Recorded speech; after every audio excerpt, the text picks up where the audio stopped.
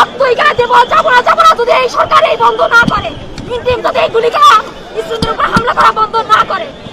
কেন হামলা করতেছে? আমরা অনেক হয়েছে, অনেক দেখাচ্ছি, থামতে হবে এবার। কত সেবাস করতেছি, জুলাই দেখলাম, এর আগে 52 দেখেছি, 46 দেখেছি, একের পর এক দেখছি, জীবন দিচ্ছি, আর কত জীবন দিব? আমাদের জীবন নেন, আমাদের রক্ত নেন, তবু আজকে এই রোড থেকে যাবো না। এই সারা দিন কেন থাকলে আমি একা থাকবো? আমার দাবি হাদি হত্যার বিচার হোক, এর পিছনে আছে, কে হত্যা করছে শুটার না, এর পিছনে একটা, কারণ শুটারের সাথে হাদির কোনো শত্রুতা ছিল না, শুটারকে হাদি চিনতেও না, তাহলে কিভাবে শুটার এসে ওকে হত্যা করলো? কারণ নিশ্চয়ই এর পিছনে কেউ আছে, আর কারা আছে সবাই জানে, আমরা সবাই জানি, জেনেও আছে বিচার হচ্ছে না, প্রশাসনও জানে, ইন্দ্রিয় জানে, সবাই জানে, কিন্তু বিচার হচ্ছে না। কেন বিচার হচ্ছে না?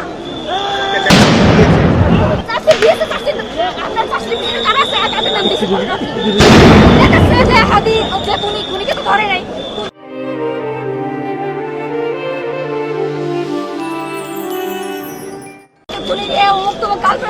মা, এগুলো ধরছে মূলত এর পিছনে কারা? কেউ তো হত্যা করাচ্ছে, এর পিছনে কারা?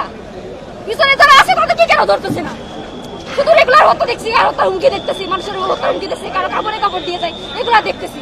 তাহলে আর কত দেখবো ভাই? আমাদের বাচ্চা কাচ্চা, আমরা কিভাবে পড়াশোনা করবো? ঢাকায় থাকতে হতো আমাদের জন্য আতঙ্ক।